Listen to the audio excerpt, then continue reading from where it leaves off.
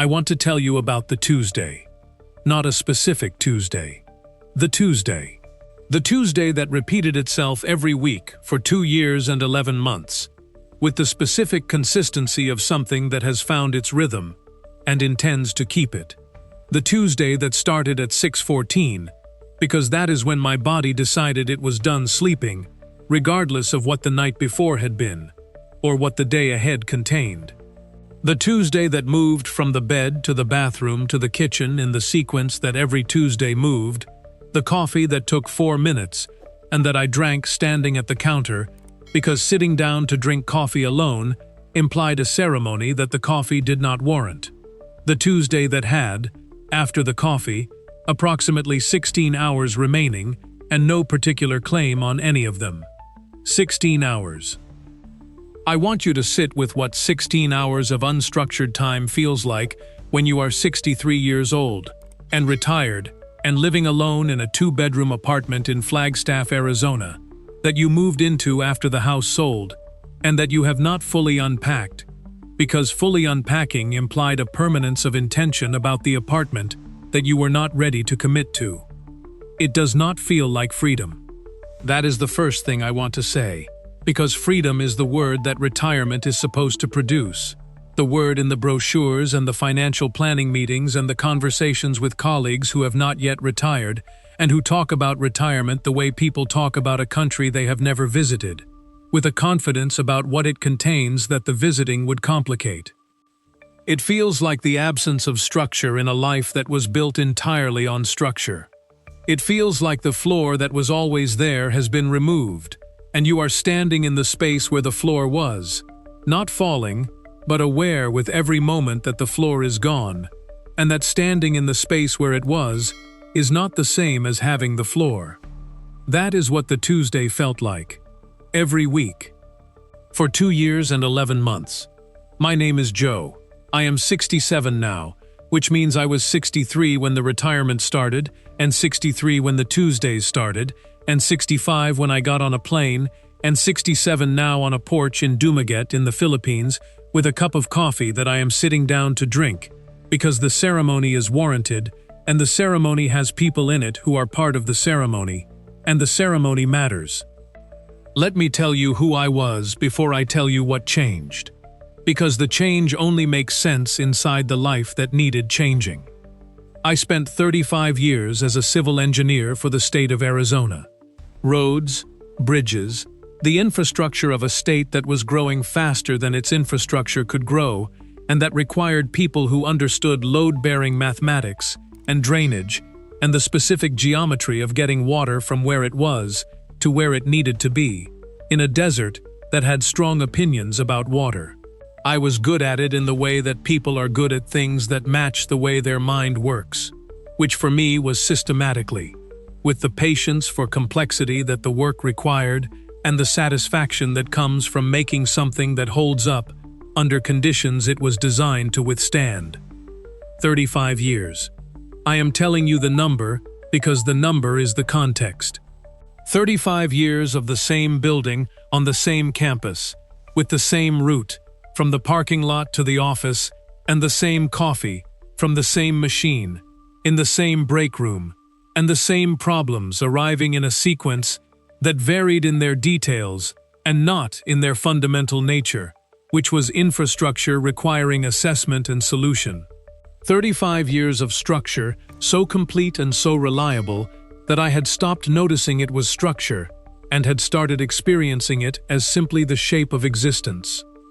The shape of existence is not something you notice until it is removed. I was married to a woman named Ruth for 27 of those 35 years. She died in 2018. Breast cancer. 4 years from diagnosis to end. 4 years of the specific managed intensity of a life organized around the fact of a terminal illness, and the specific managed grief of a man who is losing someone incrementally and who is trying to be present for the losing, while also managing the not yet lost parts that still required managing. She was 61 when she died. I was 61 when she died.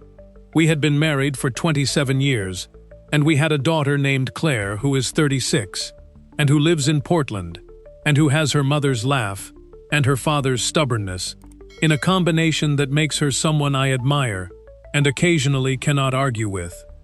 I worked for 3 years after Ruth died.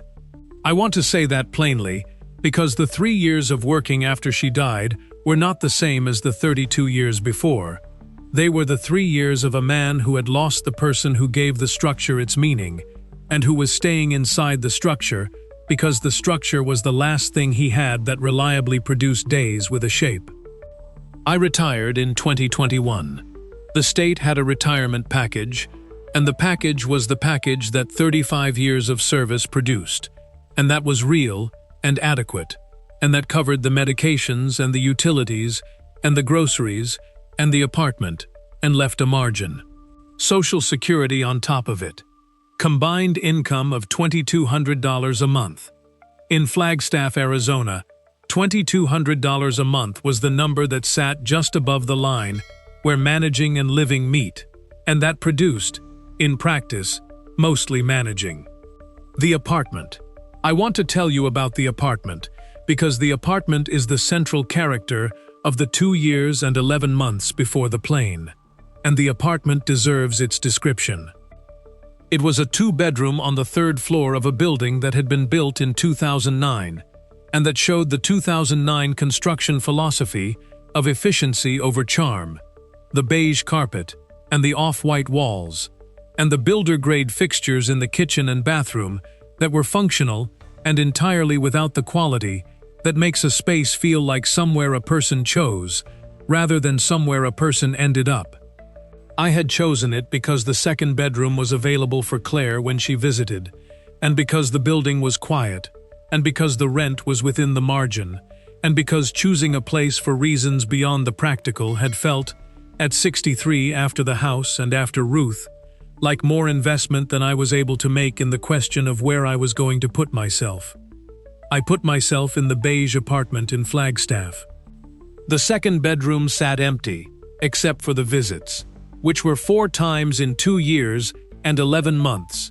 Claire, coming from Portland, with the specific alertness of a daughter who is monitoring a situation she is worried about, and who is trying to assess the situation without making the monitored person feel monitored, which is a skill she had not fully developed, and which I appreciated the attempt of, regardless of the development. The rest of the time, the 2nd bedroom was empty, in the specific way of rooms that have been prepared for a person, and that the person has not yet arrived in. It had a bed and a dresser and a lamp, and the closet had 2 empty hangers that clinked against each other when the heat came on, and that I could hear from the hall sometimes at night, and that I had not gotten around to removing, because removing them would have required me to decide something about the room's purpose that I had not decided. That is the portrait. 2 years and 11 months. The empty room with the hangers. The 16 hours of Tuesday. The coffee that did not warrant the ceremony. I want to tell you about the specific event that produced the plane ticket, because there was one. Not a dramatic event. The dramatic event is the version people expect. The health scare or the financial crisis or the confrontation with mortality that arrives with sufficient force to move a man who has been stationary. Mine was quieter than that, and I think quieter is more honest and more common and more worth telling. It was a Saturday in September in the 3rd year of the retirement.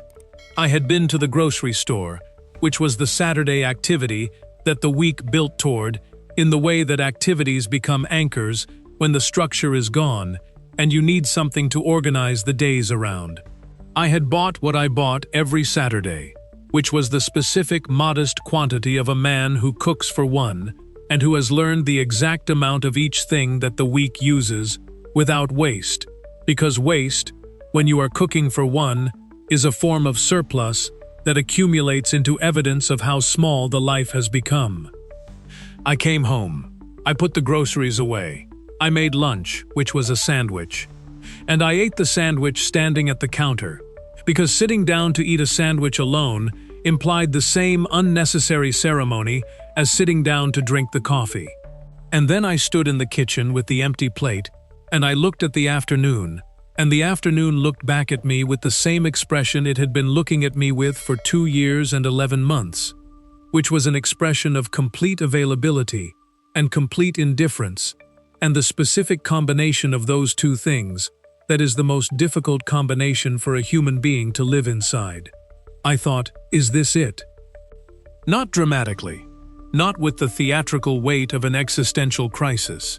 Practically, the way an engineer thinks about a structure that has been functioning below its designed capacity for a sustained period, and who asks the practical question of whether the underperformance is a temporary condition or a permanent one, and whether the permanent version is the version that needs to be addressed. Is this it? Is this what the 35 years and the 35 years of pension accrual, and the Social Security, and the beige apartment, and the Saturday groceries purchased in the exact amount that the week uses without waste, were building toward? The Tuesday with its 16 hours, the sandwich at the counter, the hangers in the second bedroom. I put the plate in the sink. I went to the second bedroom. I took the 2 hangers off the rod, and I put them in the kitchen drawer. And I went back to the second bedroom, and I looked at the empty rod for a moment.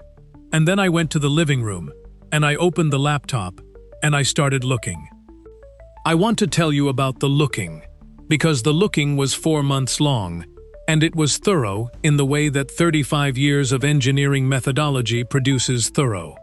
I did not look the way people look, who are in the grip of an impulse, and who are looking for confirmation of the impulse. I looked the way I had always approached a new infrastructure problem, which was by accumulating information from multiple independent sources, and cross-referencing the information, and identifying where the sources agreed, and where they diverged, and treating the divergence as the place where the most important information was hiding. The Philippines came up with the frequency that means something when you are cross-referencing multiple sources. The frequency that is not promotional but convergent. The frequency of independent accounts arriving at similar conclusions through different routes. Not all of them agreed on everything. The ones that agreed on everything were the ones I trusted least, because agreement on everything is the signature of sources that are not actually independent. The ones that disagreed on specific things but converged on the essential things were the ones I built the model from. The essential things were these. The cost of living was real in the way the research described it. The healthcare was adequate for routine management of an aging body, with caveats for serious acute situations that required a plan. The culture had a quality of communal warmth that the research described consistently, and in specific enough terms that the consistency felt like evidence rather than promotion. And the pace was different from American pace, in the specific way that different pace is different, not slower in the sense of less efficient, slower in the sense of more deliberate, more present, more organized around the immediate human situation rather than the next scheduled thing. I had been living inside the next scheduled thing for 35 years. Ruth's death and the 3 years after and the retirement had removed the next scheduled thing and left the absence of it without providing a replacement, and I had been standing in the absence for 2 years and 11 months. I booked the flight in January, one way, not because I was certain I was never coming back. I was not certain of anything, but because a return ticket is a safety net, and safety nets are useful when you are doing something genuinely dangerous, and what I was doing was not genuinely dangerous. It was simply large. And large things that are not dangerous do not require safety nets.